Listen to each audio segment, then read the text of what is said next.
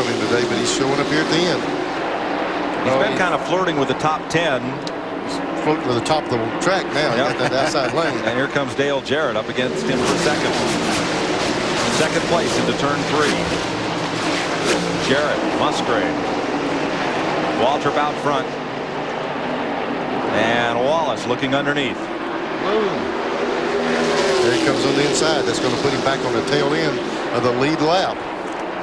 And if NASCAR initiates that mandatory tire change, caution for tires later on, it's going to get it back for him if he can stay there. Darrell Waltrip in 55 laps has moved from 10th to 1st. A couple of those lead lap cars eliminated in the crash. Jeff Gordon, Dale Earnhardt. Bill Elliott, he's going to try to get a lap back. And he is 3 laps down. Dale Earnhardt supervising repairs on his Goodwrench Chevrolet. They've been in the pits now for 14 minutes, or in the garage rather. Crew Chief Andy Petrie trying to get things finished and get him back out there for some points.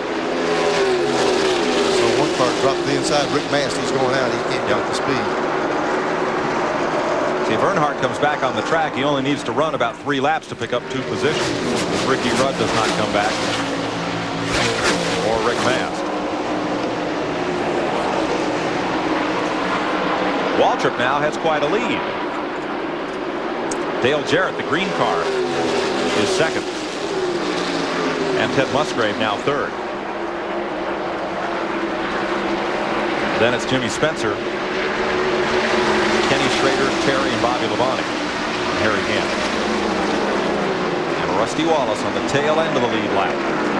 I've been watching Harry Gant. I tell you what, he is flying around this racetrack. He's making up some distance right now, and he just topped off with fuel and all. That might be the guy we have to watch right near the end of this race. You might be right, buddy. He wins this thing today, he might decide to run 5 more seasons, maybe 10. I just don't think he can do it with mileage. I think the tires are going to dictate you stopping before you can make it on mileage. I don't doubt they could go distance for fuel, but we've already seen him be one of the guys that had a little bit of tire trouble trying to go a long way. 6th place battle right here. Give a call to Bobby Labonte, the rookie driver for the Bill Davis team. He's kept that car on the lead lap and in the chase all day. The Maxwell House Ford. As I was talking about Harry Gant, he started slowing down. I don't know what's wrong. Everybody's passing him all of a sudden. Front end just took a big push up out of that corner. Yeah, just wiggling all over the track all of a sudden. Regroup and see what happened. Let's go up to the race for second. Sterling Marlin is 1 lap down in 10th. Dale Jarrett, the Interstate Batteries Chevy, trying to get past, and Ted Musgrave, 55, the 3rd place car. Car strong. I mean, he just whoops. See that little wiggle there? That'll take a half a lap to get back up the courage.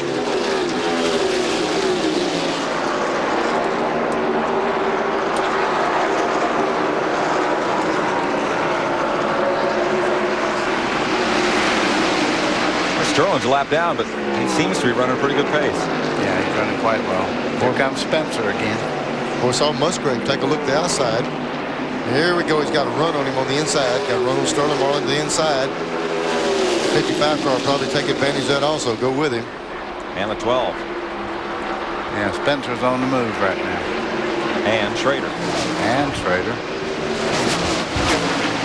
Schrader must have been one of those last guys that stopped a while ago because he was leading his Rudd backing out. Yep. Gary Dehart, the crew chief. And Ricky Rudd. That'll be a lot of fun driving that around there today. Well, he can move up in the points as well. He is 13th in the standings right now.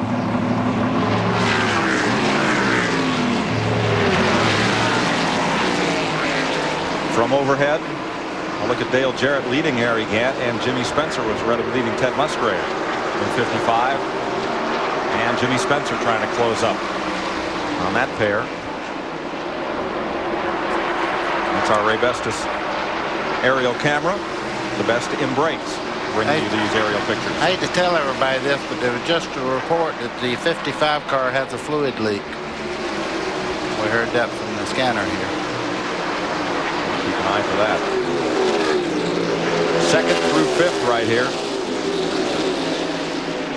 Chevrolet, Ford, and Chevy. If there's a fluid leak here, Spencer will be the first guy to know it.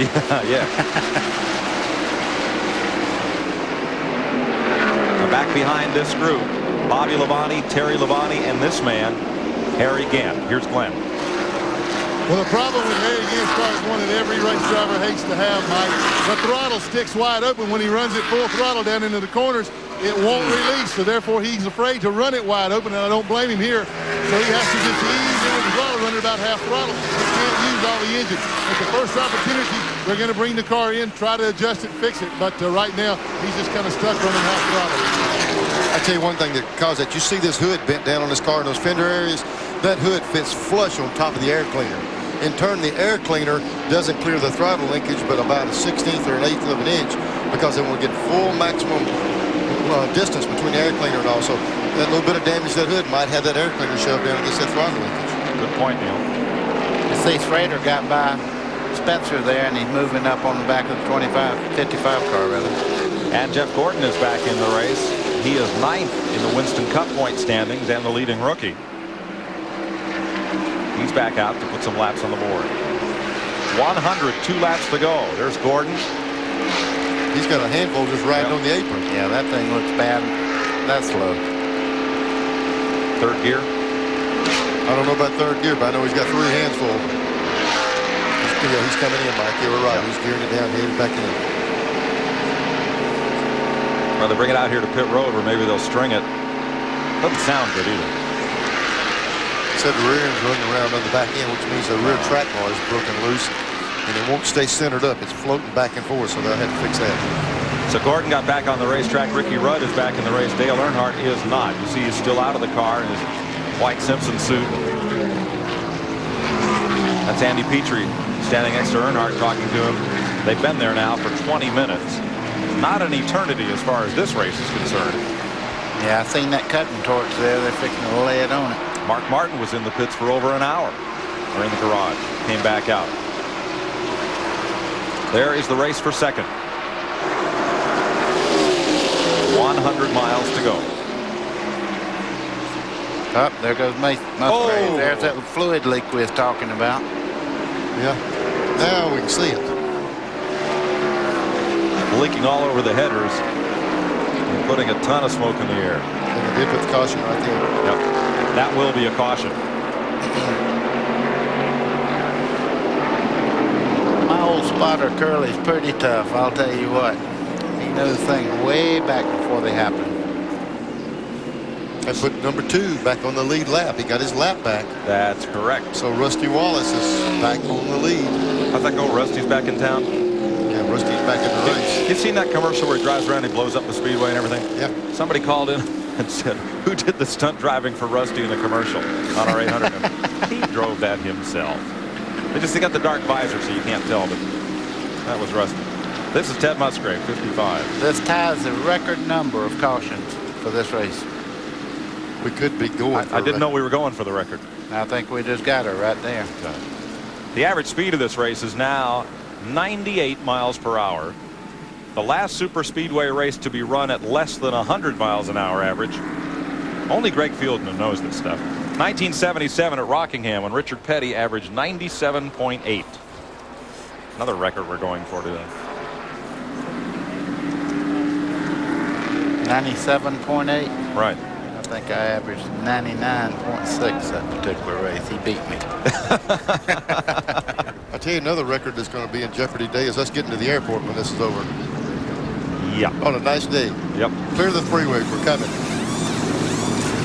Dale Jarrett, second place car on pit road. Darrell Waltrip, the race leader. I guarantee you this bunch here did not see Rusty Wallace get back to that lead lap. Definitely not. There goes Jarrett. That was tire smoke, everybody thinking Yep. when he's leaving the pits. And Waltrip's going to beat him out. Was Jimmy Spencer. Oop, there's Schrader. Boy, Schrader had a good stop. Yeah. Yes, he did. He was just behind the 55 when it blew up. That's right. And now he's coming out and pick up that 3 or 4 positions.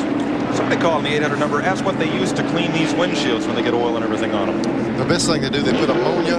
They usually just use plain ammonia. If the driver says, I got oil on the windshield, they'll pour a little bit of lacquer thinner in there also. And they could care less how much it eats the paint up. They'll just dump it on there and let it run. So Waltrip leads. Jarrett is second. Schrader is third. Fourth is Spencer, and fifth, Terry Labonte. We'll be right back. Country's Restless Heart. And Little Texas. Restless Heart and Little Texas. The Texas Connection from Fiesta, Texas. TNN Monday.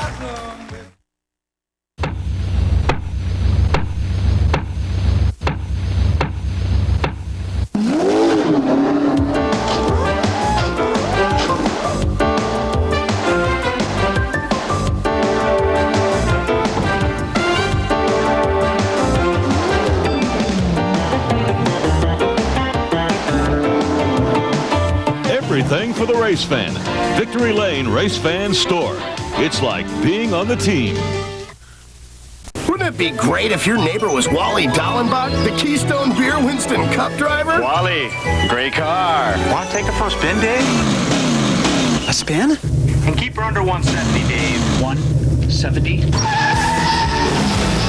See Wally Dallenbach, or possibly his neighbor Dave, race the Keystone Beer stock car in the Winston Cup Series. Well, how'd you drive, Dave? Well, she drifts a little in 3. No problem. But we need to bleed the brakes. It's a Wouldn't little that be problem there. great?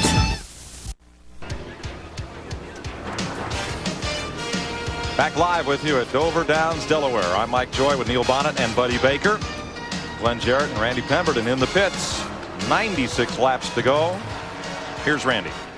Well, Steve, believe it or not, Miller Pit Crew Award of the race. That goes to you. We're going to break it up in little pieces. There's so many guys that worked hard today, but you guys were back in the garage here really early, and you got that car back out here. Yeah, we're definitely the dirtiest here. I don't know if we're the best, but we appreciate the award. All the guys dug in. We're counting laps right now to see how many spots we can get. Looks like only a couple. It took a long time to fix it.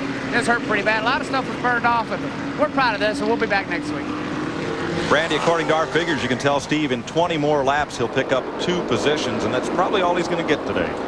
But they sure gave it a valiant effort to get back out there. Stein from British Columbia called in. What drivers lost the most races? Boy, I have no. I guess Richard Petty. I think it is. Yeah, Richard said he's always won the most and lost the most. Sure, it's because he's run the most. I don't think anybody has lost more races than Richard Petty. Nope. It's hard to put him in that category of losing races. Yeah. That's kind of a left-handed deal there. He started 1,000 races, won 200 of them. 200 batting average would not get you in the Hall of Fame, except in NASCAR. It will in this, that's for sure. We've had 3 people call in, Buddy. I can't believe on the 800 number. Richard's lost 985 races. Wow. For those of you keeping track. Asked if the pace car had ever been in an accident. Yeah, my dad hit Enoch Staley at Greenville one time, turned him around on the back straightaway, and he got in the wall over there. So, yes, it has happened. Did he go to the penalty box? Oh, yeah, you can bet on that. NASCAR never passes up a deal like that. Now, Buddy's dad, Buck Baker, for you younger fans, was NASCAR champ back in the 50s. Now operates the racing school at Rockingham in Atlanta. And he doesn't teach people how to run in a pace car, I guarantee you that. No, well, what happened is back when the lighting wasn't all that good, and he come out around the corner leading the race, and the caution car had pulled out, and he didn't see the yellow and come right off the corner wide open. There he sat. Oops. Hello. All right, 94 laps to go. Harry Gant, Rick Mast, and Jimmy Horton are making pit stops. There are 8 cars on the lead lap. We'll be right back. Remember those old dirt tracks, AJ?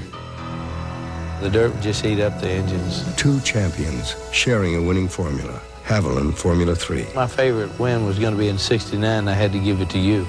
You shouldn't have even made a half a lap.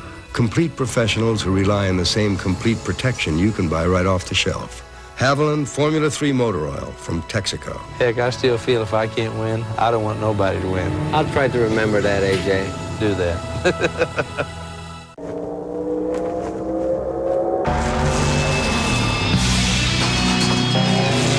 Miller Genuine Draft Rusty Wallace stock car.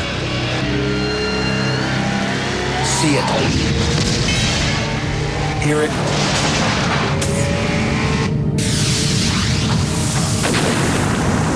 Feel it.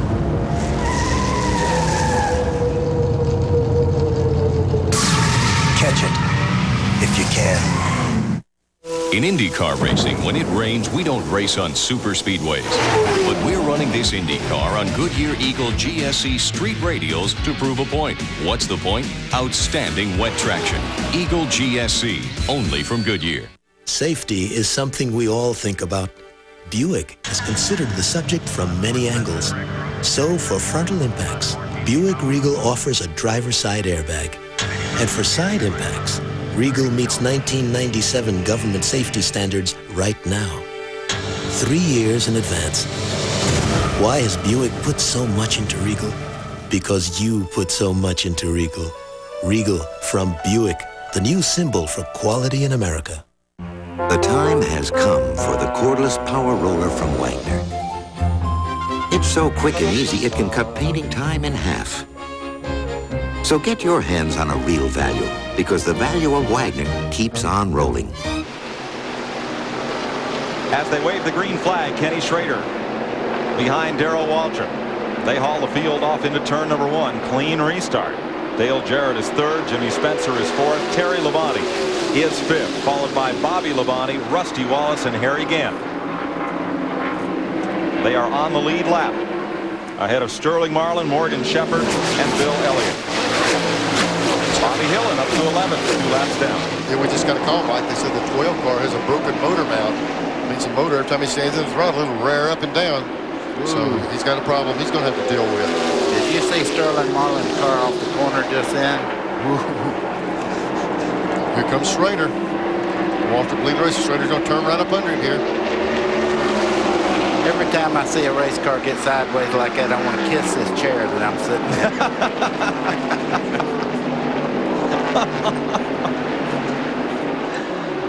Yeah, we still got 90 laps to go right here. I think that's one reason that you didn't see Waltrip put up too much resistance. If he could, I don't know if he can handle Schrader or not, but Waltrip has played his cards all day on getting to the end.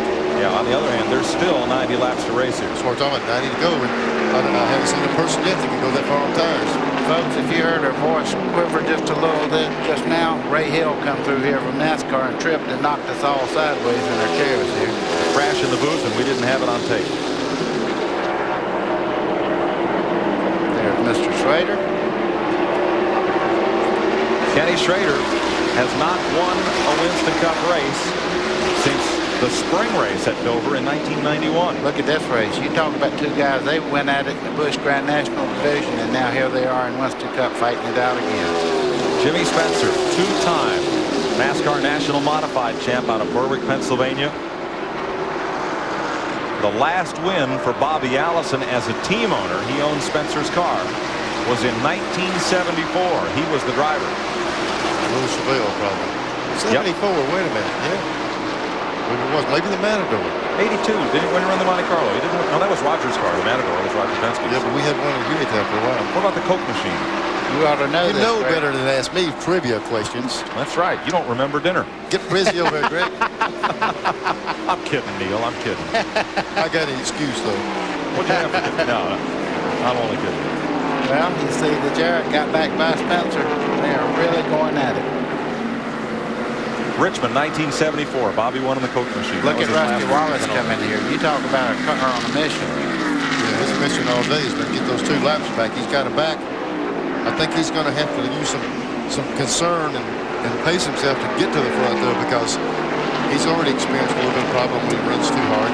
Yeah, but Rusty's already back up to 5th place and closing in on Spencer.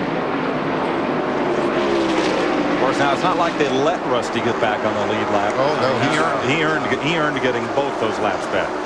If you joined us late, Wallace cut down a tire and could not make the turn onto pit road. He had to come around slowly under green. When he finally got his service and back out, he was 2 laps down. Got ahead of the leader 3 times on restarts. The first time he did it, Schrader passed him back using some lap traffic and held him 2 laps down. But on the last couple of restarts, he's gotten himself back to 1 lap down and now back on the lead lap. Wallace, the pole sitter, now the 5th place car.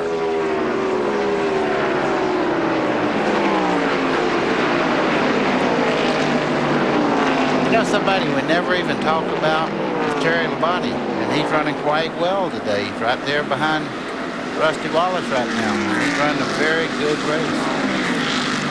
One of his best of the season. He had the pole for yesterday's Busch race. Ran up front for quite a while. So the car had problems. Dale Jarrett had his car right up on the wall coming off turn 4 that time. He's really hard. Really got the car up against the wall the last lap around. For the race fans, Neil, this is a great, beautiful sunny day. But look at it from the driver's perspective again. Now down the backstretch, not too bad in the shadows. Back into the sun again. You see how well they got the 6th car put back together. He's actually running right along with the good cars now. He lacks 5 laps of moving up 2 positions in the finishing order.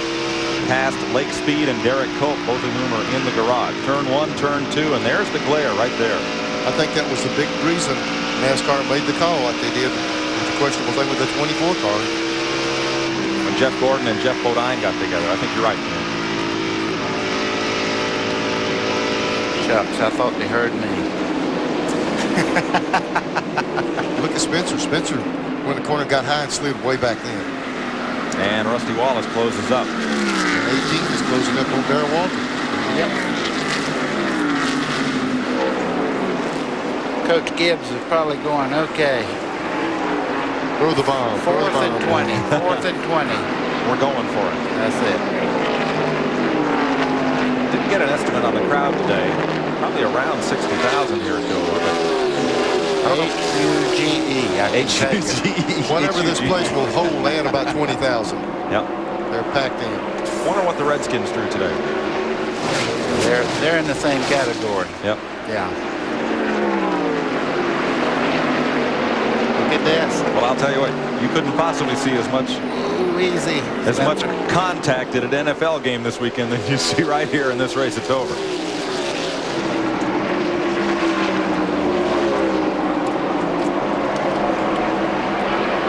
they got Michael Walker back out. He's going on trying to finish up for some good points. All right, he's 28. Now we're at lap 423 in 32 laps. Yeah. NASCAR will give the teams another caution to check tires. That will split the distance between the last green flag and the finish of the race.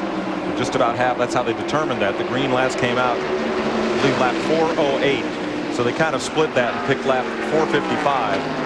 And we'll take a caution at that point if there is not one between now and then. Kenny Schrader's leading now, and you see Walter's having a hard time holding Jarrett off there.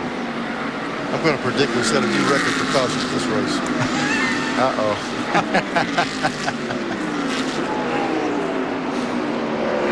I tell you what, you wonder why these guys are running so hard. They know there's a caution coming. If they could just stay right where they're at, other than track position being so critical, they might want to be in front.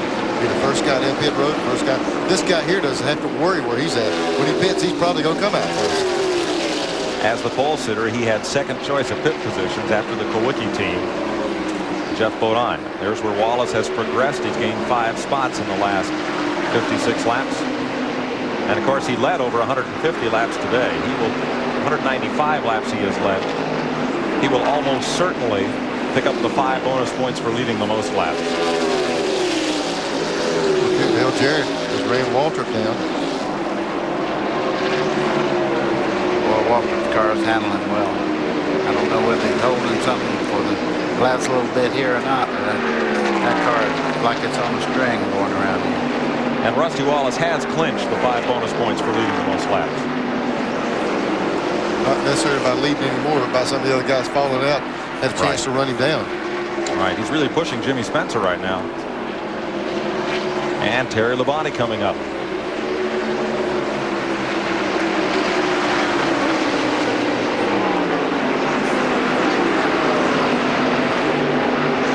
Spencer's car slides up right there in the corner, but Rusty's still not able to get under him at that particular part of the track. He's tried it several times. When he grabs that accelerator, he goes off that corner, though. I tell you, that car runs well, though, every race. And there's Terry Labonte moved into the scene. But, you know, these guys, every one of these drivers here know there's a caution coming at lap 454. So, you know, that's the concern. To get there, and then we're going to have the last little run for the win. About 25, 26 laps away. Average speed today just might be 100 miles an hour. Look at this. Darrell Waltrip, Dale Jarrett. Dave Marcus gave him a lot of room. Yeah.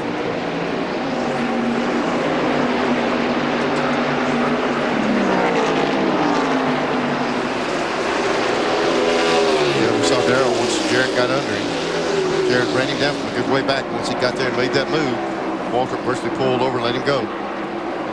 While they were doing that, Schrader got a little bit of breathing room out in front of him. They moved past Kenny Wallace. Kenny in 17th place. Neil, that would have never been that easy with 10 laps to go. Oh, no. We can make them real wide with 10 to go. Oh, I guarantee you.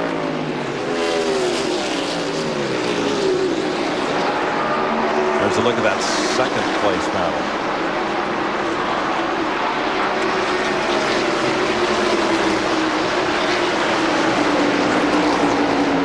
Kind of surprised. I really thought, not taking anything away from Spencer's car is really good, but I thought Rusty, as style as he'd been all day, would be able to get up there and drive around Spencer, but Spencer's done a good job. Ford, Pontiac, and Chevrolet for 4th place there. If Spencer makes one wiggle, though, he'll go back 2 spots in a hurry. Yeah, because 14 will take advantage of it also.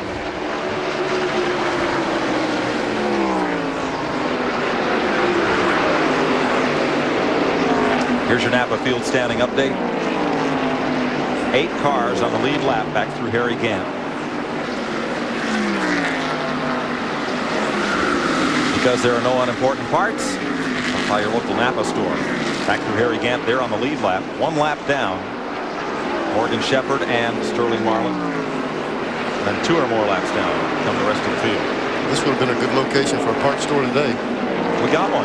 Used parts, real used. Yeah. You know, while we watch the leaders race here, I don't know how Harry Gant's driving that car with the throttle sticking like that, because what happens is 1 lap it won't stick, and you get a little brave and you'll nail it down and you get ready to back off going in the next corner, and it's like somebody's pushing you when you back off. You keep going, and you got to get up there and try to get the switches turned off. It's a handful. Well, I've ran those things, buddy, before. Just turn the switch off when you get in there. Back on, back off, back on. Run several laps, waiting on a caution. I'm telling you, yourself, it's not a lot of fun. Do they run a deal over the throttle pedal where if you lift your foot back, it'll pull that pedal back? You know, that's a funny thing. Not many of these guys do that, but all, like Jeff Gordon, that's the first thing he puts in one of his race cars. And it comes from the sprint cars, where if one of those ever hang up, you wake up in the next county. Or up on top of the billboards. That's right. Of course, sometimes if the interference is like you said with the air cleaner, you may not be able to pull it back. Kenny Schrader laps past Sterling Marlin to put Sterling 2 down. Here at Dover, 63 laps to go. Our live coverage on TNN continues after this word.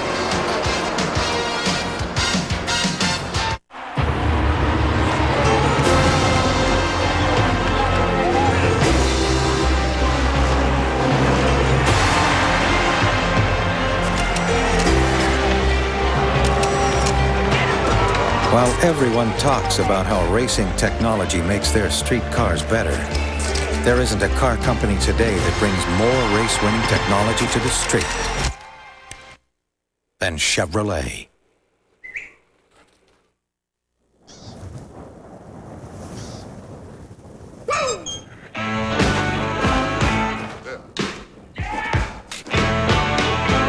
Now, when I was a young boy, cold filtered, Miller Genuine Draft. For those who've discovered its smooth draft taste, the world is a very cool place. But now I'm a man, way past 21. Only a Pep Boys Automotive Supercenter could offer so much. Thousands of brand name parts and accessories in stock 7 days a week. Car or truck, import or domestic, Pep Boys will make sure you get the part you need when you need it. Pep Boys. Look for our value-packed catalog in your newspaper, mailbox, or at the store.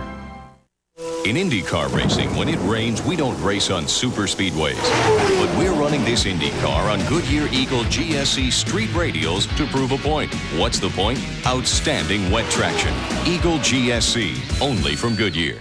The best defense is not to offend. Thus, introducing the new Right Guard Sports Stick. Now with a time-release formula for longer-lasting protection against hostile odor all day. For protection that endures. Welcome back to Dover Downs, where Ken Schrader leads Dale Jarrett, Darrell Waltrip, Jimmy Spencer, and Rusty Wallace.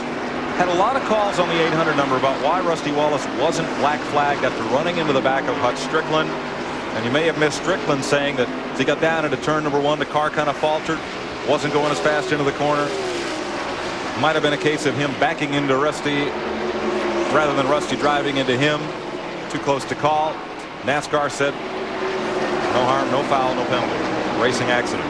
That's why. Good call. You're going to penalize somebody. You really have to be sure that the action was deliberate. Otherwise, you penalize somebody, you can't take that back. Wendy from Canada, we agree with you. Mike Joy is doing a great job. How about that? That's his cousin in Canada. I don't have any. I don't know. I don't have any. Yellow flag's out. We have a caution. Mike Waltrip has gone into the wall at turn number 1. And there's a car up against the wall in 4. They seem to come Jimmy in pairs. Air Horton. Seems to come in pairs, doesn't it? Boy, oh boy. That boy's had a hard time this year, I'm telling you. So Mike Waltrip brings out the caution in 1, and almost simultaneously, Jimmy Horton got up against the wall in turn 4, which prompts this question from Terry in Indiana. Has there been a race where there were more laps under caution than green? In 1952, Herb Thomas won a Winston Cup race at Wilson, North Carolina, and averaged 35 miles an hour. So you would guess they probably had more cautions than green laps that day. Records don't go back to 52 to indicate how many yellow laps there were. That took care of the mandatory caution right there. They won't have one now. I'm almost positive. The thing that would concern me, they were talking about doing it 4:54. They didn't make it to this point. You know, they didn't split it halfway. We lost one before we got here. Will they extend it and try to get it to a safe point? We'll see. This could be the most important pit stop of the day, right here.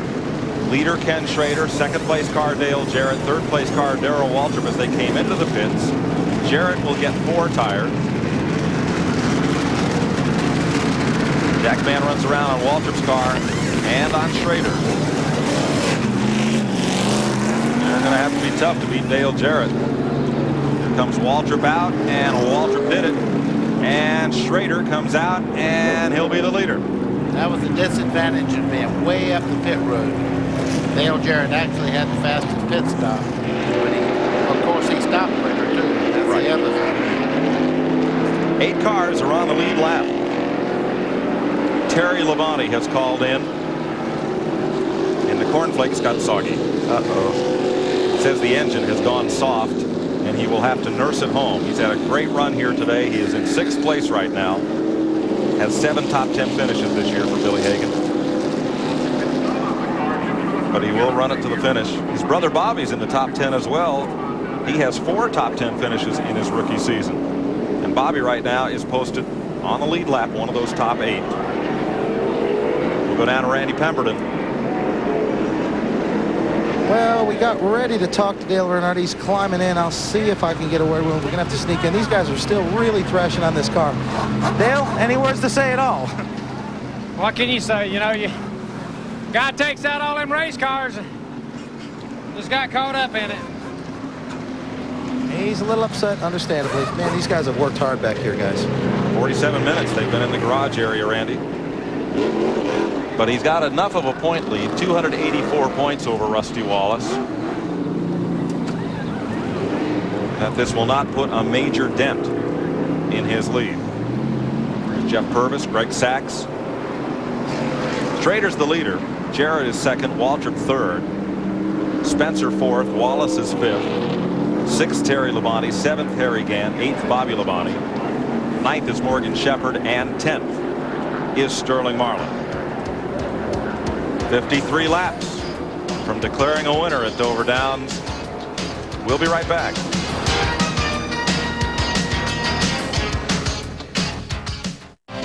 Next week on Crook and Chase, Garth Brooks joins us live from that big show in Dallas. Plus, live music from Doug Stone and the Gibson Miller Band.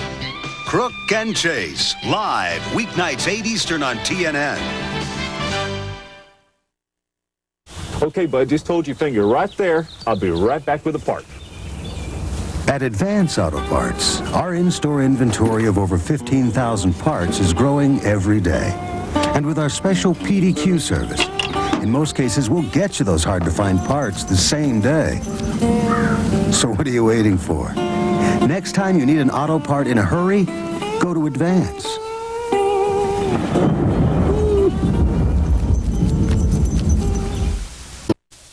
There's still time to register for the Mid-Atlantic Sportsman's Saltwater Tournament. It's not too late. Saturday, September 25th. Cash, prizes, and awards for all eligible inshore and offshore species of fish.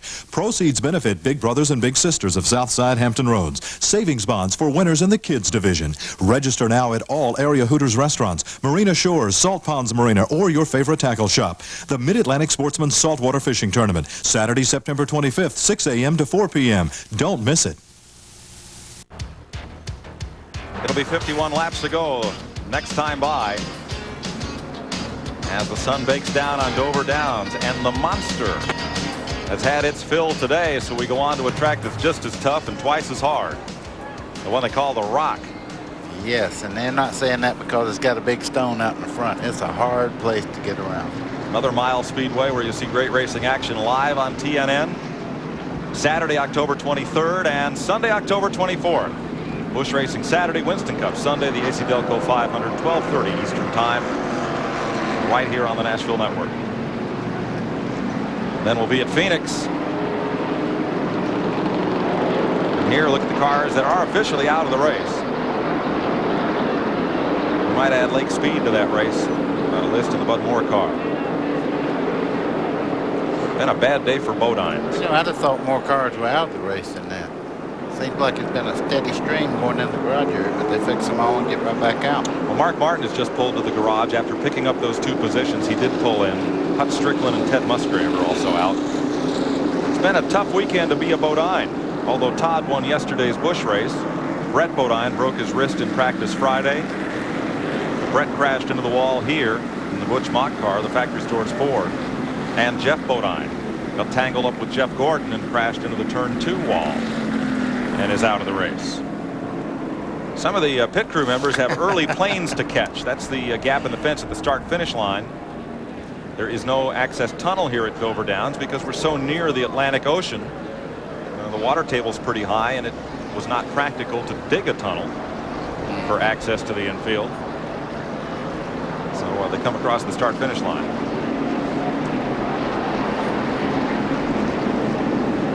Rusty Wallace right now running in 4th position would gain 85 points on Dale Earnhardt out of a lead that was 284 at the start of the day.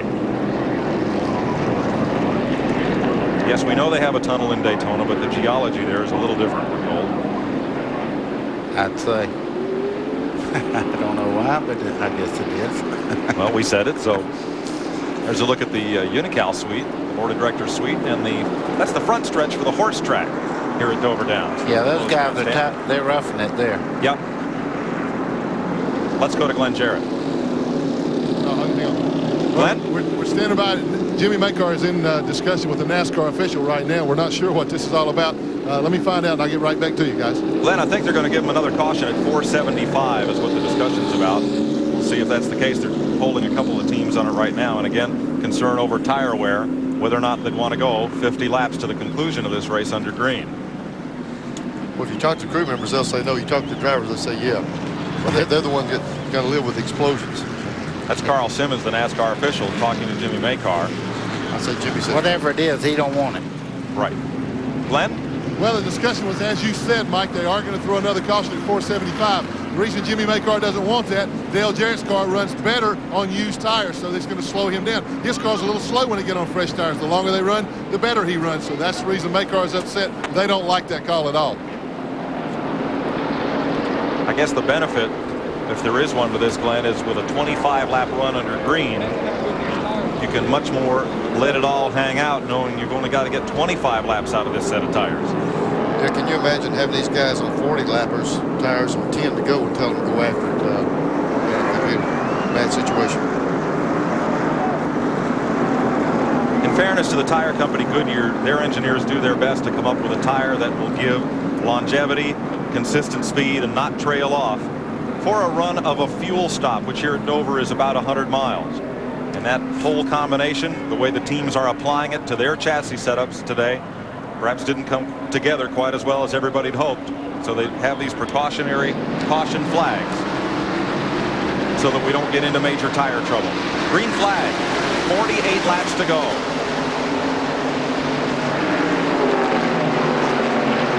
Kenny Schrader, Darrell Waltrip, Dale Jarrett. Look at Darrell. He's showing a little muscle here. He said he had a real good race car off in practice. Here he comes. Oh, man. Got into Schrader a little bit right there. That was almost a little more in casual contact there. Like he caved the right front of his fender in on that right front side. He'll hold on to second. Jarrett is third. Wallace is fourth. Harry Gant is fifth. Bobby Labonte is sixth. Jimmy Spencer and Terry Labonte. The lead lap cars. Well, I tell you, Darrell Waltrip's car is flying. Did you see how fast he can come Schrader back? When did we call this plot twist about lap 100? Here comes Darrell, and there he goes. And he took the 18 car with him. And here comes the 2. Rusty Wallace able to get up on the inside of Schrader also. If anybody moves up, everybody moves by. From first to fourth in one lap. That's right.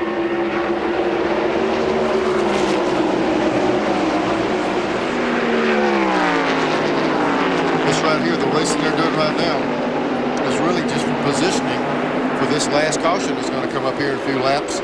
But it's real important, Neil, because if you're in Waltrip's shoes and if you're the first guy into the pits, you got a better chance of being the first guy out of the pits than if you come down that pit lane third, fourth, or fifth. Absolutely. That's exactly right. Like that was the reason I was making that point. It's so critical being the guy that dictates when you go in. He can be the first one in, get in there, and then maybe you can have a little bit of edge on him. Now, also, you see games played every once in a while. If you know everybody else is pitting way down the line, nobody says you have to come down pit road at the speed limit. You could bring them down real slow. We see that every once in a while. And you can't pass that guy in front of you pit road. Not on the pit lane, no. And it comes down to this. I'm going to tell you what. I wouldn't want to pick a winner. Well, don't go tell Joe Gibbs the Redskins lost today. That's the team he coached to Super Bowl victories. Now the race team he's trying to coach to another win here. It looked like Schrader might have been pushing a little bit the first 3 or 4 laps there, and now it's coming back to him. He's running this group back down. He looked like he's in very good. Look at Harry. Harry's moved up here. Maybe the throttle's sticking in better. No, I imagine they fixed that boy under the caution there. You think this is the time of the race you'd want it to stick down? No. I'm kidding. Never. No. I was kind of joking about it, but you never want that thing to stick. So Gant is reeling in the lead pack. Jimmy Spencer behind him, Bobby Labonte and Terry Labonte. Then 1 lap down, Morgan Shepherd, and 2 laps back, Bill Elliott is up to 10th. Darrell Waltrip's last victory, the rain-shortened Southern 500 at Darlington, 1992.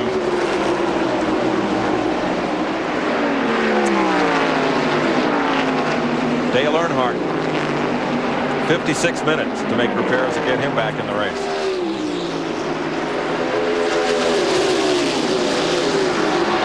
Modified out there, but he's back running.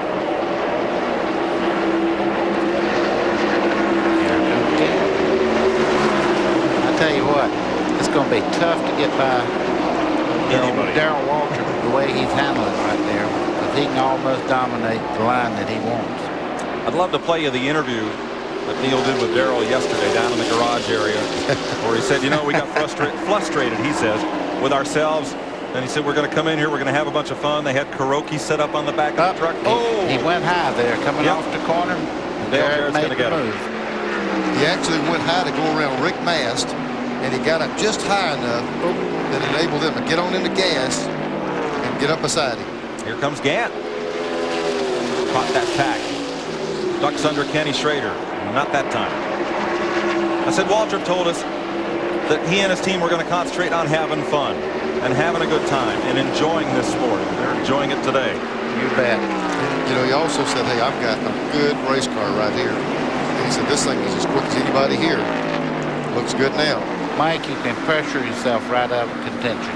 You can get under too much pressure and make stupid mistakes, and that's what he told his crew. He said, let's go have some fun. If we win, great. If we don't, let's just have a good time in it. He's coming right back at Dale Jarrett. Got inside Jarrett after they lapped around Dale Earnhardt, and Waltrip goes back out front. Oh, he's got to be loving this. Folks, don't pay off the pool just yet. Here comes Jarrett back for another run. Not this time. Well, Darrell gave him a little room down on the bottom.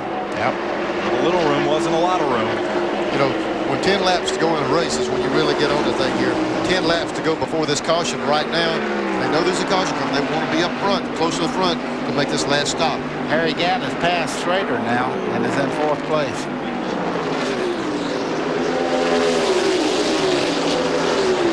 Yep, he's reeling him in there, just like you said, buddy. He must have a roof put on late this afternoon in Taylorsville or something. You know, you get this good a race, you kind of forget how many good cars have fallen out of this race. Schrader's car was real high there. Yeah, I think he's got a handling problem. Like you said, buddy, he seems to be pushing up. Well, they'll have a chance to fix it. We'll look for caution here 9 laps from now. It's pretty impressive. Waltrip got a little high. The 18 car passed him, but he came right back and went around him. Really impressive move. Going around Mike Waltrip, the 24th place car. Darrell's best finish this year, 4th at Martinsville in April.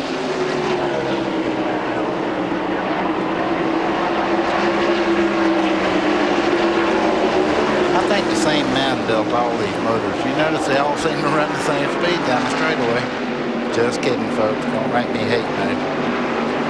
Just write me. Write me, yes.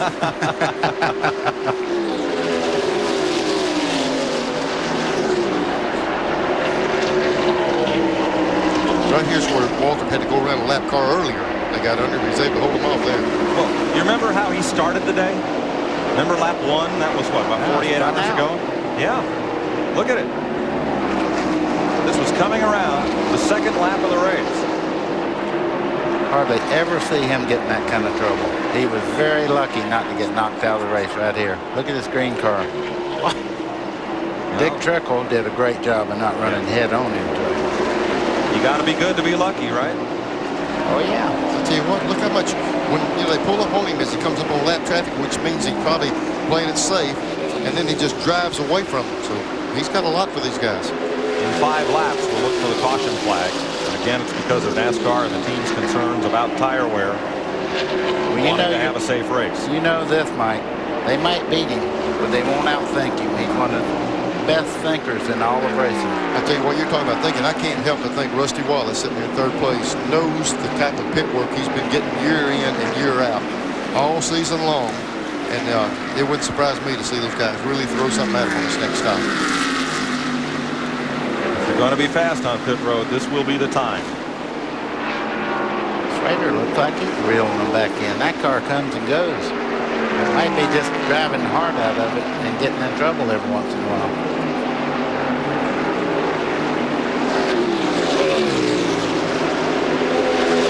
3 laps to the caution, 28 to the end of the race. When they give them that 20, they give them that caution, they always have 2 laps of caution. They at least let the leaders come in, and then they let the cars a lap down come in. So we're going to get a restart probably with about 20 to go. 6th place, Jimmy Spencer. Morgan Shepherd, 1 lap down in 9th place. This is not for position. Spencer goes on by. That big scrape on the left side of Shepherd's car came in the lap 1 accident, but since then he's had a good run. Up front, Waltrip trying to drive away. Another lap here. Get that caution, come around, and once the pits are open, get in and get done. Dale Jarrett, Rusty Wallace, Kenny Schrader, Harry Gant, and caution is out. How would you like to be on one of these pit crews now, the pressure involved? People always call and say, how can I get on a pit crew? This is when they earn their money. It's going to be so critical getting in and getting out in a good position.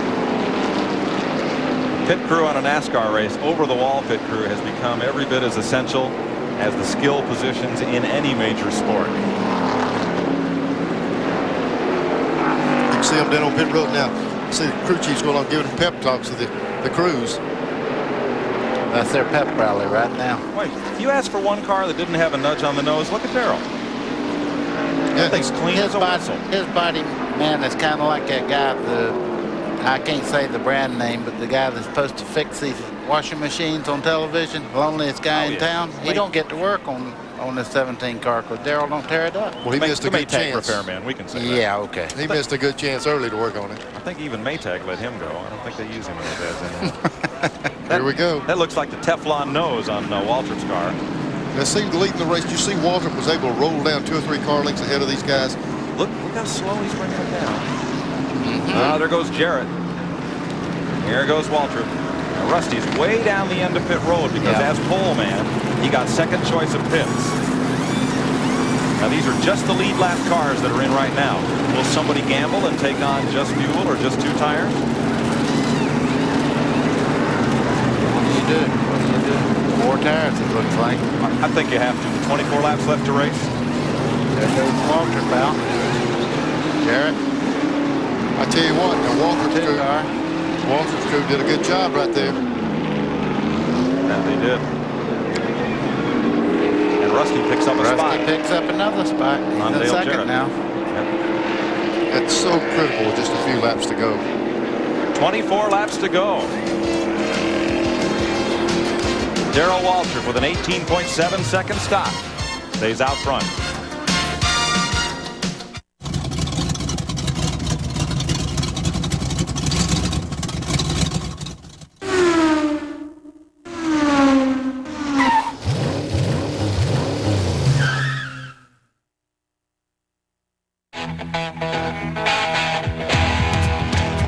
Americans have always had a love affair with their cars. Do you love? Who do you love? Yeah, who do you love? And when it comes to plugs and filters, we guarantee to keep that spark going for a long, long time. Do you love? Yeah, who do you love? Why use Valvoline motor oil? It's the #1 choice of Indy 500 chief mechanics, Daytona 500 chief mechanics, NHRA mechanics, and Baja 1000 mechanics. For use in their race cars and in their own cars. Any more questions? People who know use Valvoline. No one in the history of the Charlotte Motor Speedway has ever gone faster than Winston Cup champion Alan Kulwicki. He knew that preparation was the key for both man and machine to beat the competition and sit on the pole for the big race. Wednesday night, October 6th at Charlotte Motor Speedway, the battle for the mellow yellow 500 pole position will be full tilt as today's stars go for it all during Winston Pole Night. These limited edition collector tickets for Winston Pole Night have been printed in celebration of the man, his life, and his incredible accomplishments.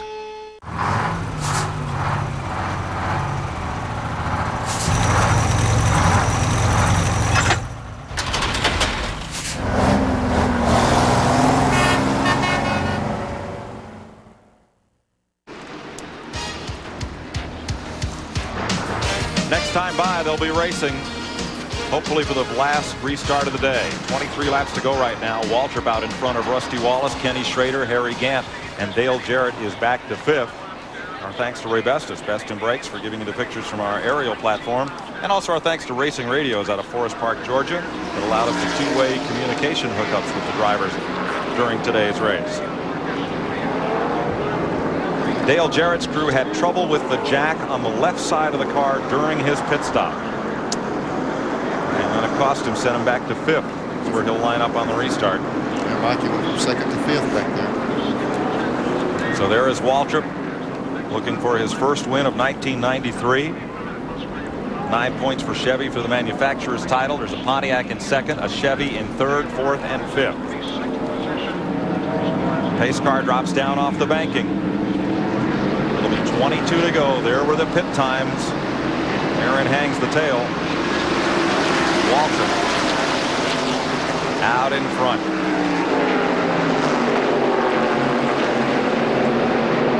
All the cars on the lead lap did get 4 tires. Here comes Rusty up on the inside. No time to wait now. He's got a little room down there. Nose under him. That's a position. That's the position. Well, Schrader moves up to third. Harry Gant goes to fourth. That pit stop by Rusty's crew put him up there in second place. He was behind Spencer and behind Jarrett. That gave him 1 car to pass for the lead. First time Rusty's led this race since lap 265 when he waved Jeff Gordon past down the low side. you see Morgan Shepherd getting out of the way of the 25 car so he can get up here and make a try. Then behind him, Gant in fourth, Jarrett in fifth, and Spencer, the Meineke car, in sixth. Behind them come Terry Labonte and Bobby Labonte. He's up there.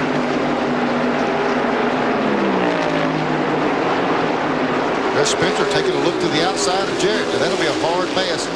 Drop back inside. That's not going to happen on the outside. If he passes him, he'll pass him on the bottom side. 17 laps to go. Spencer took a look to the inside. Couldn't quite get up beside him. Hard to imagine you'd have to run this hard all day, dodge as many wrecks just to get in a position to try to challenge like this. You don't have time.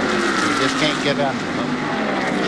Wally Dallenbach brings the Keystone Ford to the pit road. Makes a stop. Look at this. Look at this. Here comes Spencer again. He just don't quite have enough muscle to get all the way up high. There goes Harry up high. Boy, Gant was running along in fourth place and slipped way up.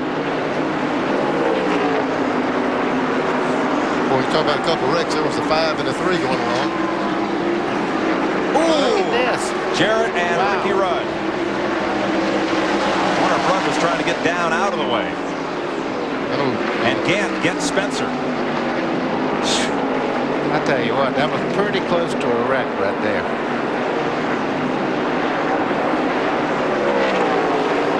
Rusty Wallace's move was the 30,000th lead change since the modern era Winston Cup racing began in 1972.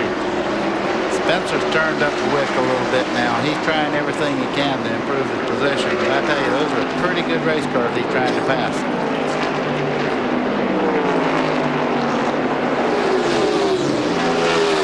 Just to keep you aware of what's going on with the 2 cars. Got about a 4-car quick lead up there. This is a good race right here.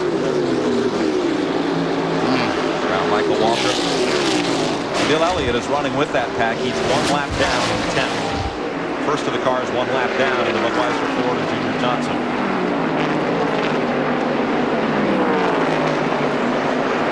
Those cars on the lead lap. Wallace, Waltrip, Schrader. There they are. You see Rusty stretched it out a little bit there, Mike. Yeah. About 4 car lengths. Schrader's actually been gaining on Walter. Then this battle, Jarrett, Spencer, and Gant in 6th. Then the Labonte brothers, Bobby and Terry. Spencer's car is beginning to drift up higher in the corner now. If he's going to make a run at him, he better not stay up there very long.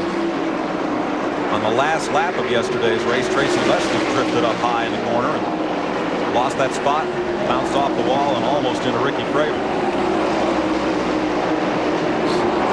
Schrader almost had himself in position to get by Walter just then, but he didn't take that chance going down in the corner. They're black flagging the 5 and 3. I guess they feel that the 2 cars are kind of in the way right now.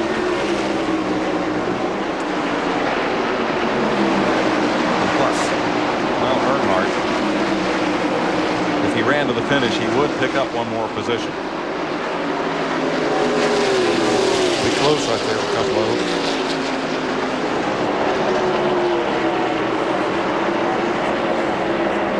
I believe Rusty's got out there, kind of got the lead he wants. He's one of these kind of guys, once he gets the lead, knows how to take care of it. He said at the top of the day he had the car to win here. And there is Earnhardt coming to the pits in the point chase. Wallace second in points, Earnhardt the leader. Earnhardt right now is in 27th position in this race. Jeff Gordon's battered car has also come to pit road. The best thing that could happen to Rusty right now is these two cars start racing side by side. Boy, you talk about losing some time around the racetrack. You lose a ton when you get side by side. 8 laps to go. This Rader taking a look at that inside. He wants to make that move no matter if he's clear enough. Make Walter always think about that inside. Schrader's had, what, 8 top 5 finishes this year, or 8 top 10s? Looking for a win. He's right up under him. I don't know whether that'll loosen him up at all off the corner. They look like they're closing in on Rusty just a little bit. Up. There goes There Walter. went Walter. He made that mistake. He moved out just a little bit.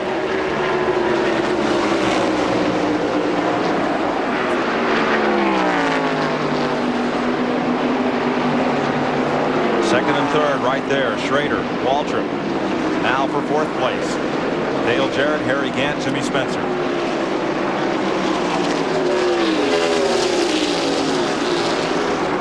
Five laps to go. Pretty good racing here with 5 laps to go, I'm telling you. Spencer hunting back his car out, coming off that corner, doing everything he possibly can.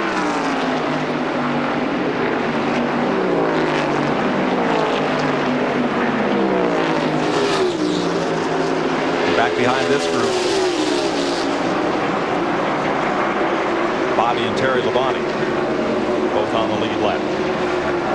And it's closing up front, first and second, with 4 laps to go.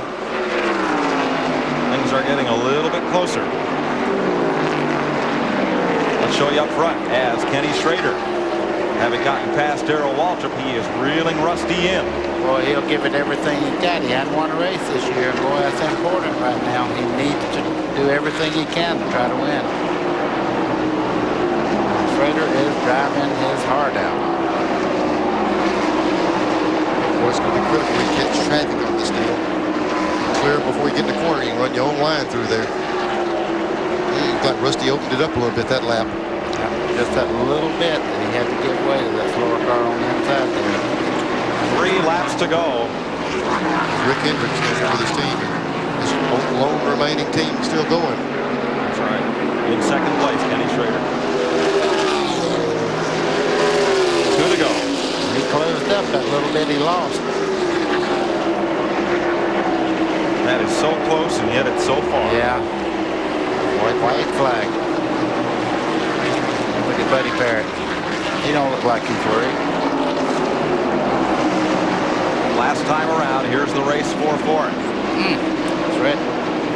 Only 3 drivers have won at Dover from the pole. David Pearson in 73, Cale Yarborough in 76, Bill Elliott in 1990.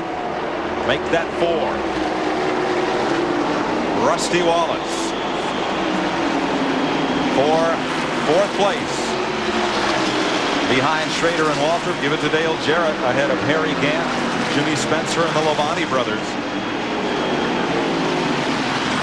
Wallace picks up that skins game bonus, $22,800 for winning from the pole. Goes up towards $7,600 a race.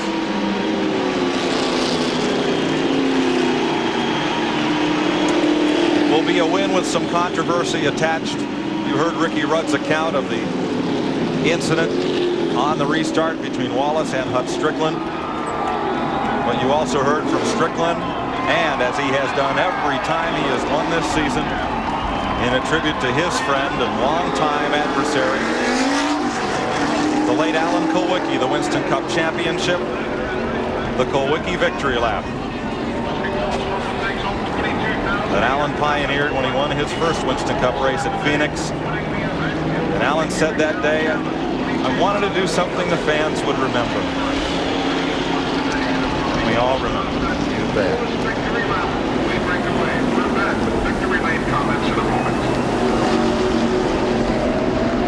You know, I like that for a lot of reasons, not just because, mainly because of Alan. But all those fans lined against the fence that have sat there all day, now they get to see that driver up close in through that door window as he comes around, receives their accolades. They get a good look at the man who has worked hard for 500 miles to earn their cheers and now to celebrate this victory. Well, he solidly earned it, I'll tell you that. He drove a wonderful race. And he did. Rusty Wallace goes to victory lane for his 28th career win. Ties him on the all-time list with Rex White, the 1960 Grand National champion. Here's Glenn. Well, only 5 hours and 22 minutes ago, I talked to this man on the pole position. He told me he had a really fast car. He said he thought he could win the race today, but boy, it was a lot tougher than you thought it would be, wasn't it? It was a tough one. I lost the right front tire, and I got 2 laps down. Had to make them back up and got them both back and won the race. Car handled perfect. Everything was great today. I know you had some worry about that. One time you almost got your first lap back. Schrader got you about lap back down again, but you kept pedaling, still came on the victory circle. Everything really worked out good. It was a pretty tense race today. I'd like to thank Miller Genuine Draft, Goodyear Tires, and Mobile AC, and all Pontiac, and all the people involved. It was a great day for the Penske South car. They're all this way. Well, he's crawling out of the car right now. He's going to give a big wave to the fans. There it is. Rusty Wallace, another victory in 93. Randy? Darrell Waltrip, you talked to Neil Bonnet the other day, saying you want to have fun now. I guess that was fun. Boy, that's a long, hard race right there. It was a great time, and praise the Lord for a good day for the Western Auto team. And say hi to everybody at home, Mom, Dad, and sisters, and mother and father. Frank, hope you're feeling good. And the car was incredible, and the pit crew. I mean, have they stepped up? Have they stepped up? Beat Rusty Wallace out of the pit like he ain't nothing. Now, he beat me on the track like I ain't nothing, but we had a good time this afternoon, and praise the Lord for a good run for us. I give him all the glory and the credit because he's blessed us today and just tickled to death. I needed a win badly.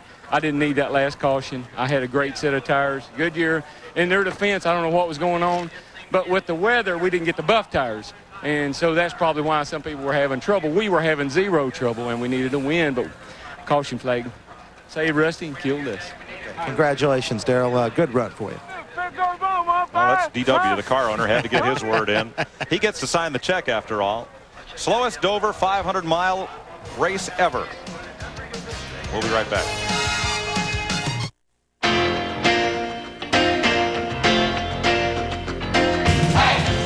In America, your car doesn't just get you from here to there. It's a part of your life.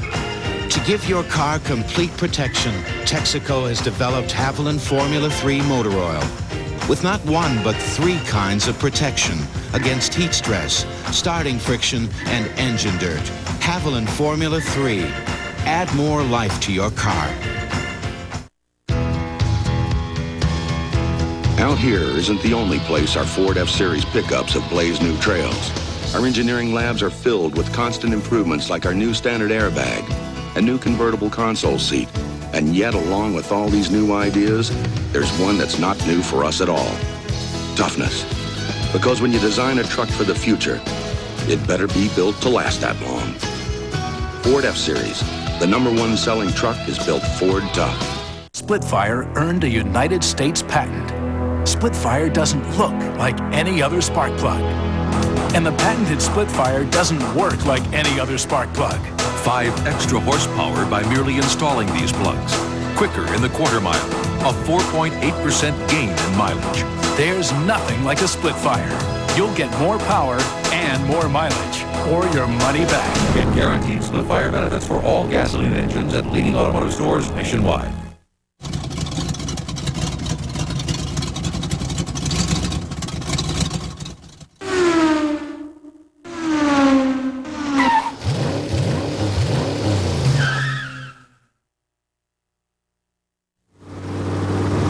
One use of STP fuel injector cleaner helps remove clogging deposits, and that should be of passing interest to a lot of drivers. STP Fuel Injector Cleaner. Exclusive coverage of the Split-Fire Spark Plug 500 on the Nashville Network has been brought to you by Haviland Formula 3 Motor Oil. Add more life to your car. By Ford and your local Ford dealer. Have you driven a Ford lately? And by Split-Fire, the patented performance spark plug. It only costs more till you use it. At Dover, Sears Craftsman, a line of 1,600 hand tools made in America, guaranteed forever. Bring you the Winston Cup points. And here they are. Earnhardt the leader. Rusty gained a bunch. Mark Martin, Dale Jarrett, and Morgan Shepherd.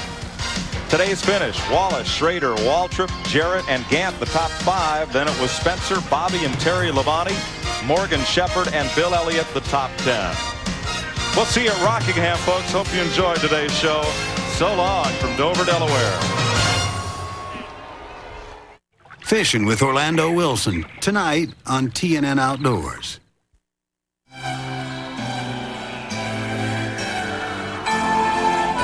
The Nashville Network is a service of Gaylord Entertainment Company.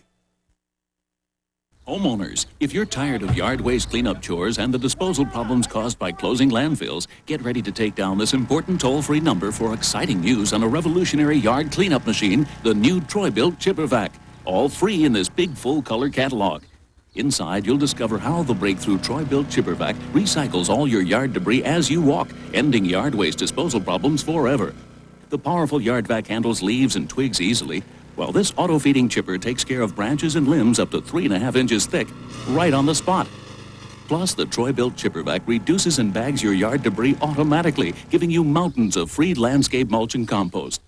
To get all the important news on the revolutionary Troy-built Chipper Vac, call toll-free today. For complete details on the revolutionary Troy-built Chipper Vac, including your free full-color catalog, call toll-free 1-800-643-7575. That's 1-800-643-7575. Call today.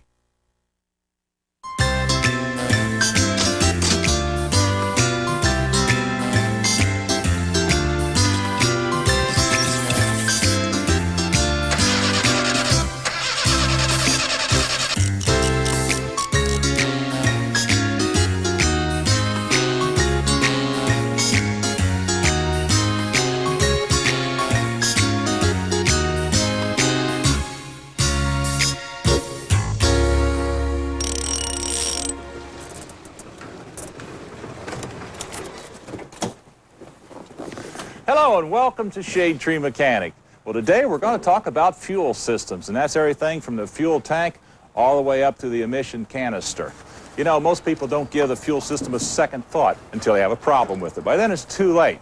It is really more than just a big old metal can back here that holds gasoline. The fuel tank is a highly engineered part of the system that contains the electric fuel pump, lines and hoses that go to the various components of the car. It also contains the gauge sending unit. It's a highly engineered part, and it's not the only part of the fuel system on the modern car, is it, Sam? For sure. You've got, besides the tank, you have a subsystem called the evaporative emission system, which has a canister and vent lines. It's real important to the car's economy and the clean air. It's a good point. Let's find out exactly how the fuel system operates. The typical fuel tank is located at the rear of the car between the frame rails. It has an electric or a mechanical pump that delivers pressurized fuel through the lines to the carburetor or injectors located at the engine. There's also a fuel return line from the pressure regulator that returns excess fuel to the tank. Another fuel system component is the vapor vent line, which is part of your emission control system. Fuel vapor is vented from the fuel tank through the vent line and stored in a charcoal canister until it is purged through a line taking it to the intake manifold for burning.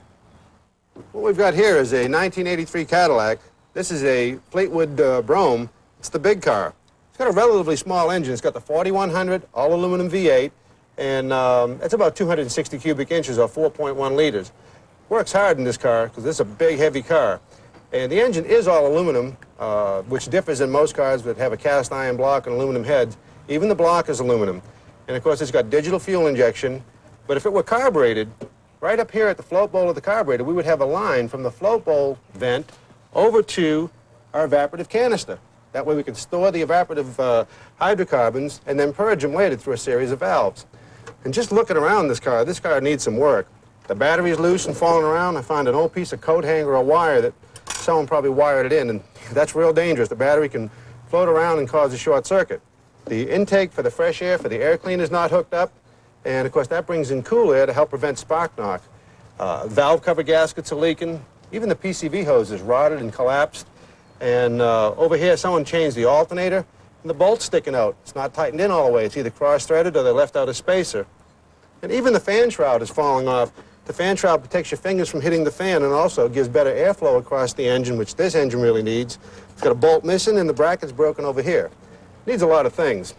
The reason we've got this car here today is we've got a pinhole in the gas tank and we're going to have to fix that leak. Well, we've assembled a few fuel tanks for you so you can take a look at it. You know, if you have to replace a fuel tank, you usually have to go to a dealership to get it because they're an OE item. But there's more to it than just bolting it on your car. You really have to put them together. And by that, I mean you have to install the fuel pump, and this is what this looks like. We mentioned that earlier. Also, the fuel filter gauge, or the fuel gauge sending unit is what I should say. That's what this unit is. Also, don't forget the filler pipe. Very important item. We've got a plastic gas tank to show you out of a new car. We've got a little metal lawnmower gas tank, and we have a motorcycle gas tank, and we're going to do some things to this. Now, you might wonder what that has to do with what we're talking about today. Well, we're going to take a short break. When we come back, we'll show you exactly what it's all about, so stay with us. How's that look? If you operate your car on rough roads, consider adding a skid plate under the fuel tank to protect it from damage. Brought to you by STP Engine Treatment. Help stop engine wear before you start. And by Old Milwaukee and Old Milwaukee Light. It doesn't get any better than this. And by Wagner, maker of quality power painters, power sprayers, and power washers. And by AC Delco. It's like buying time. One use of STP Fuel Injector Cleaner helps remove clogging deposits. And that should be of passing interest to a lot of drivers. STP Fuel Injector Cleaner. Remember the rules of the road, Andy said, as we steer towards Music City, USA. Keep plenty of the old mill up top and a real hit-kicking compilation of the country's greatest in the deck. Music so good you'll forget the dials on the dash. But one thing about being out in the country, you never run out of folks willing to lend a hand. You boys need a ride. And just as long as you don't run dry of the old Milwaukee, it doesn't get any better than this. For a chance at 10 of the country's greatest hits, some hit-kicking music, check out an old Milwaukee display. The time has come for the cordless power roller from Wagner. It's so quick and easy, it can cut painting time in half. So get your hands on a real value, because the value of Wagner keeps on rolling. A safari rarely lasts longer than a few weeks, unless it's a safari maintained with genuine AC oil filters. Because over hill, dale, and wadi, no other filter can track down, trap, and capture more dirt. So, AC oil filters keep your engine in the hunt for a longer life. AC Delco. It's like buying time. Now through September 30th, save up to $11.60 on AC spark plugs and filters. In New Britain, Connecticut, people know how to make a home worth more. The Hummels are doing a new deck. Because New Britain is also the home of Stanley. Frank is redoing his roof. And nobody has more innovative ways to make a house more livable. Liz is redoing her bathroom. Or more valuable. And the Sandowskis are redoing everything. Ever wish you had a better house? So, Arnold, Why not get started on the one you've got? what are we doing? Well, welcome back to Shade Tree Mechanic. Well, if you ever have to replace your fuel pump, this is what they look like. This is an electric fuel pump, and it fits right here in the top of your tank. This is a strainer or a screen that helps keep some of the debris out of it. Fuel is pumped up through your line, out through your pressure line here, up to your carburetor or fuel injectors. The unused fuel that's not used is brought back through the return line. And all it does, it just fits right down here into your tank, and it's held in with this retaining ring. You know, these fuel pumps cost about $150 on average, and then you've got about 2 or 3 hours labor. So the job, if you're looking at about $300 to replace a pump, add another couple $100 if you need a tank. So what we're trying to do here is show you what goes on, what your professional mechanic has to do the job, and what to expect for your money. We don't recommend this for do-it-yourselfers. Fuel systems are way too dangerous. They have the hazard of fire. This is not for your backyard stuff. You know, there's another component that you have to replace once in a while, and that's the fuel sending unit. And this is a simple little device. It has a float that will float with a level of fuel in your tank. As it moves up and down, it'll generate a signal that is transferred out through here up to your gauge and read off as whether you got a half tank or a full tank or whatever. This is your fuel sending unit. Now, we've taken the liberty of cutting off the bottom of this old fuel tank to show you this unit.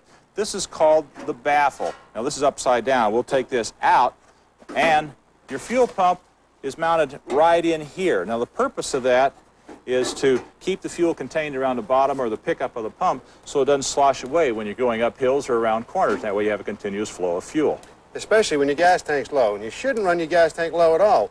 Riding around on empty or near empty is bad for the pump. You can overheat it, shorten its life, starve it for fuel. You also invite moisture buildup through condensation. That's a problem. And when you get moisture built up, just like on the bottom of this tank, you're starting to see rust develop. The rust turns to scale and plugs up fuel filters and destroys pumps. Yep, and that's never going to go away.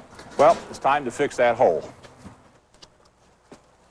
Okay, what we've got here in this Cadillac, we've got a small leak in the corner of this tank. You can see where it's dripped down there. It's pretty much quit dripping now because it's been leaking for a while. What we need to do is clean off this area real good, get all the contaminants off, and we've got a product to help repair a small leak like this. Yeah, if you do have a little hole like this, you can go down to your parts store, and there's a product like Permatex makes this. This is a gas tank or radiator repair kit. I've sliced the side open here. And what it is, it's a two-part epoxy like a clay. And you can see, if I strip this back, you can see that there's two parts here. I'm going to cut off just a little bit of it because it's not going to take a lot for the size of hole that we have. And all you do is you just work it back and forth in your fingers, just like clay, to mix all the epoxy and everything together. And you can start to see it starting to change color. Roll it around a little bit. Now, you want to make sure that your hands are clean when you do this. You don't want to have them oily or anything to contaminate it. Once you get it mixed thoroughly, like we have now, just put a little point on it. Then you take the point and stick it in the hole and then spread it around. It should stop it. There you go, Sam. Thanks. Okay, I'm going to go ahead and take a little brake cleaner and clean off this area where the hole was and take a rag and get rid of some of these contaminants. Now, don't use a wire brush, because if you use a wire brush, you'll make sparks. A Scotch-Brite pad, something like that, will work real well. Now, these fuel tanks are like bombs when they're empty. That's right. Okay. Got it pretty clean here. I found a little hole. Push this up inside as best I can. Then I'm going to apply this to an area about, half an inch round. And press it on. Did a good job of kneading that, Dave. Had it hardened and mixed real good. Spread it on there. Okay. We'll just let that set up now for about an hour and a half, 2 hours, and we'll be all set. Now let's address a rusty fuel tank. You know, if you're running down the road and you get something big hit your tank where it has a large gash and gas is really coming out of it, this isn't going to work. You need to pull over the side of the road, shut the key off, get out of the car, and call the fire department. Now, talk about rusty gas tanks. I've got one here for you. This is off of a motorcycle. Now, inside is extremely rusty. This is a result of storing the motorcycle for a long period of time with no gas in the tank. When that happens, rust will form. And this is pretty common with a lot of small engines. So if you're doing this, storing these little engines for a while, fill them up, put a treatment in it. That'll help prevent them from rusting. We got the same deal on this little metal lawnmower tank. Look inside there. Yeah, you're not kidding. It is. Right down there in the bottom, it's all rusty. When you have a problem like this, there are products around that you can fix these small tanks, because sometimes that tank's pretty old and you'd have a hard time getting a new one. The first thing we need to do is, this is a product that lines the tank, gets rid of the rust. And what we've got here is the first step is a prep that's going to etch it. You pour a little of that in there, and then you put some warm water in. Yeah, the cap there, Sam. There you go. And then you slosh it around. What Dave's doing there is, with this product, we're actually, by sloshing it around, we're etching it. Now, I've got the inside of that rusty gas tank, and what we're doing here is we're etching the surface to get all the rust out of it. And you can see all the rust is coming right off, getting the surface nice and ready. Now, make sure you dispose of this stuff properly. Don't throw it out in the yard or in the sewer. You know, however long you have to leave that in there will depend on the tank. If the tank is real rusty, you may have to leave it overnight. You can see a gray film coming up, and that's when it's time to come out of there. Okay. What's next now? Now, inside the tank, of course, you've got water. The next step is this preparation gets rid of the water that's in the tank. So you pour some of that in there, You put the cap on it, and again, slosh it around. Now, I don't have any water here because, you know, I can get in and wipe this tank out, but I'll put a little of this second step solution on. If this removes all water and any kind of contaminants on there, to make sure that the surface is ready for the final product. Okay, you ready for that? Yep, having just a little bit of a trouble here. Let me get the cap off, because this stuff is really... This is really clean and ready to go. It does. That'll take the water out real fast. Yeah, it does. Okay. Good strong fume. Sure Next is pour some of this in there. Pour a good amount, and you're going to slosh it all around. And let it coat up on the top of the tank and the sides and so on. And I'll go ahead and pour some on this so you can see exactly what's taking place. By the way, do this in a ventilated area because this stuff is real strong. Show you exactly what's taking place inside that tank. And you just slosh it around. I need a little bit more here.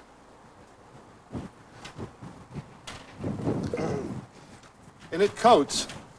And when this gets all done coating, you can tip it up every way you want, slosh it all around. When this coating dries, it's nice and smooth, stops all the rust and corrosion, it'll seal up pinhole leaks, and it's, of course it's impervious to gasoline. Well, we've showed you how to fix a small hole in the gas tank with the little putty. We've showed you how to handle the rust problem. The next thing we're going to show you how to do is replace a gas tank. Now, this is what a professional would do. We don't recommend that you do it. A professional will do it. Stay with us. We'll be right back. How'd that come up? Look at that. Boy, that really coated it nice. Your vehicle runs mainly on air. For every gallon of fuel used, 1,500 gallons of air is channeled through the engine. Brought to you by Pep Boys. For quality parts, accessories, and service, come to Pep Boys, America's automotive supercenter. You probably have a good idea of what to do with old tires. But when you need new ones, no matter what you drive, it's a good idea to go to Pep Boys. They'll help you choose from a huge selection: Michelin, Uniroyal, BF Goodrich, and Cornell, and have you on your way in under an hour with a low price guarantee. So for tires that'll give you a lot of miles and then some, come to Pep Boys and drive away happy. You saw yourself on a Harley, the tyrant of the two-lane. And you on stage at Madison Square Garden, the lights, the fans. Then you met her. Goodbye, Harley. Hello, Diamond. Matching towels. Power tools. And a house. Now you're remodeling, buying lumber and plywood. Choosing paneling. Molding. Doors. Windows. Tile backer. Tile backer? Would you say your interests have evolved?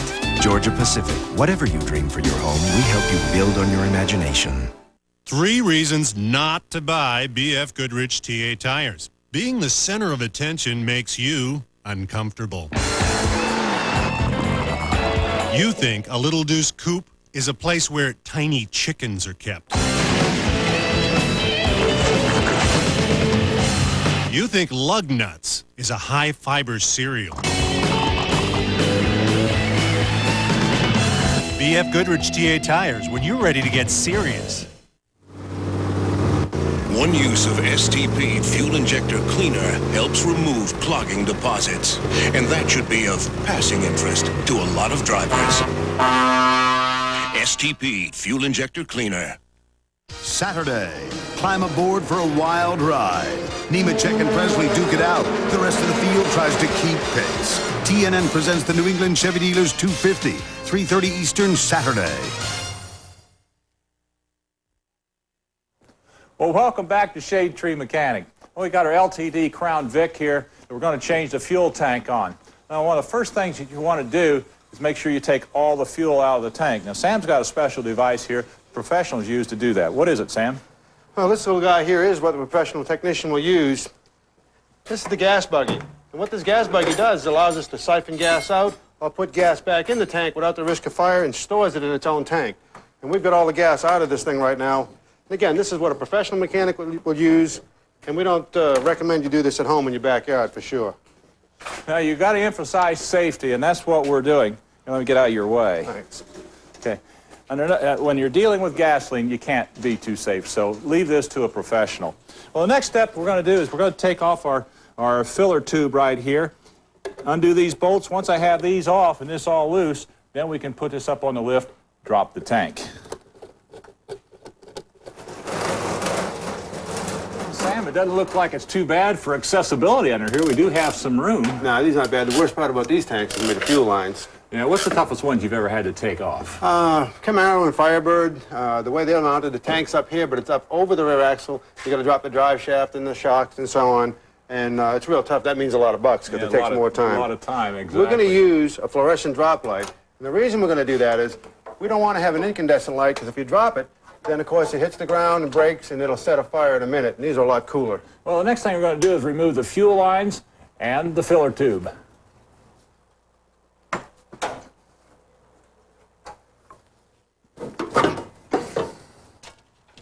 Next, we'll unplug the electrical connection here for the sending unit, and we'll disconnect the fuel pump connector.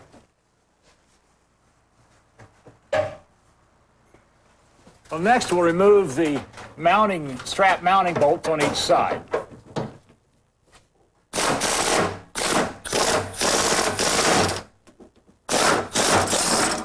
Okay, we got that one loose.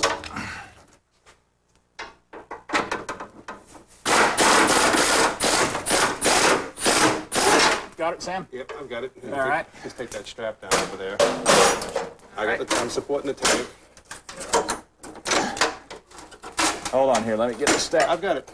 Yeah, I know. It's not that heavy because it's pretty empty. We got most of the gas on it. I got this in. Yeah, let's bring that in down a little lower than this end. All right, let me get the belt hoses out of here. They're dripping just a little. Okay. You got her? Yeah, take it to the bench. All right, let's get her over to the bench. You know, if you're ever thinking about quitting smoking, now's the time to do it, especially working on these things. For sure.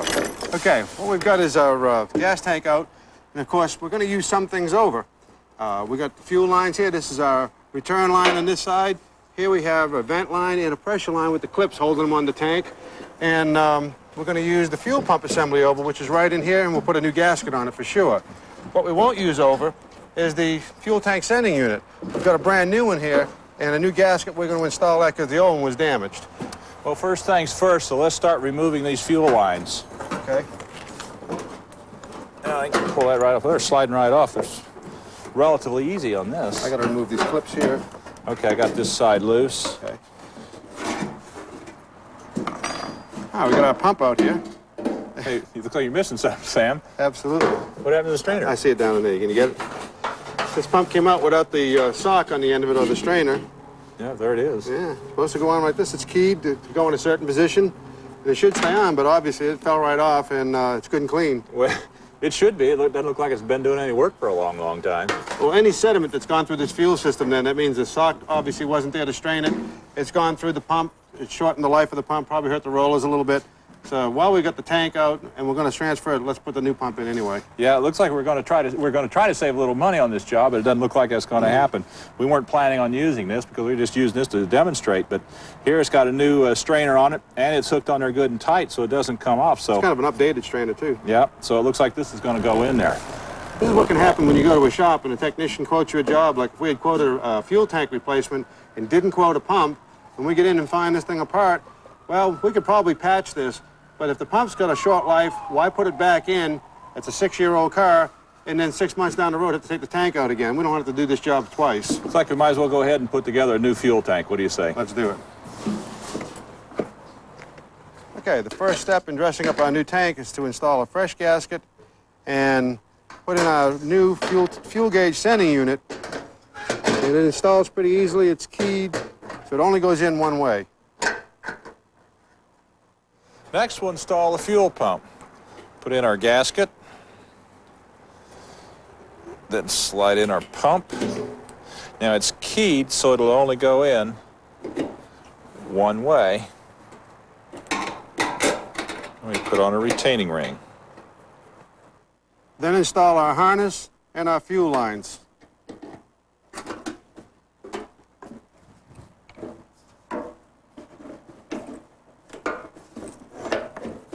Here you go.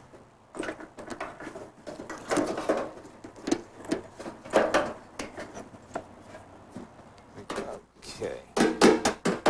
Well, that pretty well buttons up this tank, Sam. Yep, got these clips on. Well, I hope this gives you a good idea of what's going on when you have to have a fuel tank replaced, or perhaps even just your electric pump replaced. Somebody quotes you a $300 job thereabouts for replacing an electric fuel pump. You find out the pump only costs $100. Now you can understand all the intricacies involved in taking the tank out or taking the pump out and changing it and making it work right. That's right. Well, we're going to take a short break. When we come back, we're going to talk about new products, so stay with us. You got these all clipped in place? They're all in here. This is it. More than 7 million fuel pumps are replaced every year in the U.S. Most trackers can follow the trail only as long as the weather holds out. Unless it's a tracker spurred on with genuine AC spark plugs. AC plugs fire faster than lightning for performance so smooth, even the thunder claps. And that'll keep your engine on the trail to a longer life. AC Delco. It's like buying time. Now through September 30th, save up to $11.60 on AC spark plugs and filters. Remember the rules of the road, Andy said, as we steer towards Music City, USA. Keep plenty of the old mill up top and a real hit-kicking compilation of the country's greatest in the deck. Music so good you'll forget the dials on the dash. The one thing about being out in the country, you never run out of folks willing to lend a hand. You boys need a ride. And just as long as you don't run dry of the old Milwaukee, it doesn't get any better than this. For a chance at 10 of the country's greatest hits, some hit-kicking music, check out an old Milwaukee display. Well, I'm sure glad Winn-Dixie discounts their makeup 30% every day. I saved 75 cents on this nail polish and $1.20 on this $4 lipstick. So don't hate me, because I'm cost-conscious. You don't even know me. Ever been down to your last pair of pantyhose and it's a week till payday? No, sir, I'm not talking to you. I'm talking to your wife. Well, now Winn-Dixie discounts pantyhose 20% every day. I save 80 cents a pair, 40 cents a leg, 10 cents a toe. No, 8 cents a toe. One use of STP Fuel Injector Cleaner helps remove clogging deposits. And that should be of passing interest to a lot of drivers. STP Fuel Injector Cleaner. The time has come for the cordless power roller from Wagner. It's so quick and easy, it can cut painting time in half. So get your hands on a real value, because the value of Wagner keeps on rolling. Well, welcome back. Oh, the plastic gas tank out here, huh? You know, we live in a plastic world, Sam. Everything's going to plastic. Give me a hand. That's great. You know, this is a pretty neat item, though. It's light. It's a plastic gas tank. It's light, and I like it because it doesn't rust inside. That's neat. And it looks like you can fit all the original vents and... It's got all the grooves and everything, so you can replace it. There's one other thing that I like about this, and I'll show you. That's great. The straps are in the right place. We looked at this, and it looks pretty good, and you can put all your original equipment stuff right on this tank. Boy, it'll take Now, what do you think would happen if I did that to a steel tank? Well, I'd put a big dent in it, or I might even puncture it. So the other thing about this tank is that it helps resist punctures when you have debris hitting it up off the road. That's great. It's got no seam on it, so it's nice and smooth around the edges. Yep. You know, with all the features of this tank, you're going to be seeing a lot more of these in replacement. And you're probably going to see more of them coming out on new cars, too. This is made by Premium Auto Tanks out of Rockwood, Michigan. It cost about $130. That's great. Now, what have you got over there? Let me show you something I've got. How many times have you gone to the gas station, you're going to fill up, you put your gas cap on top of the pump, you're in a hurry, you pay, you run off without your cap. I've got a neat little device here made by Rally Products. You can get it in any automotive store, and it's a gas tank holder, gas cap holder, excuse me. Take your gas cap off. It's self-adhesive, so you want to clean. I'm using a little brake cleaner here because it doesn't leave a residue. Clean the inside of the filler neck.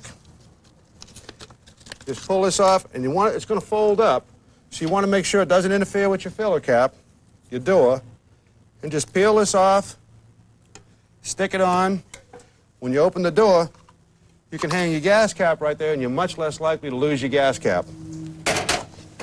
Well, we hope you've learned something about changing a fuel tank. Again, we can't emphasize enough, this isn't something you really should do at home. You should take this to a professional and let them do it because it's extremely dangerous, and they have the tools and know how to do so. That's right. Remember one other tip I gave you during the show. Keep your gas tank at least a quarter full. That'll help to reduce moisture and condensation. It makes rust. It'll also keep your fuel pump cool. Well, that's about all the time we have for today. Until next time, so long from Shade Tree Mechanic. Bye-bye. Give me a hand, we'll put For a this copy back. of today's Shade Tree Mechanic, call 1-800-456-0063 or write to the address on your screen. Refer to the offer number shown. The cost of the tape is $15.95 plus $3.50 shipping and handling.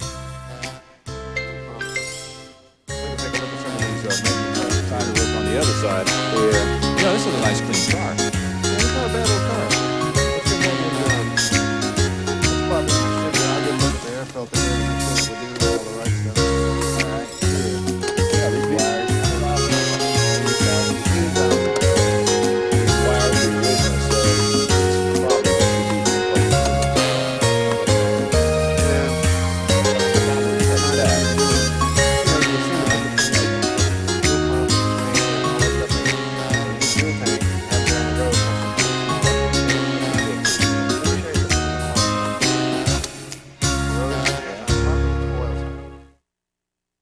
Brought to you by AC Delco. It's like buying time. And by Old Milwaukee and Old Milwaukee Light. It doesn't get any better than this. In Fisherman, next on TNN Outdoors.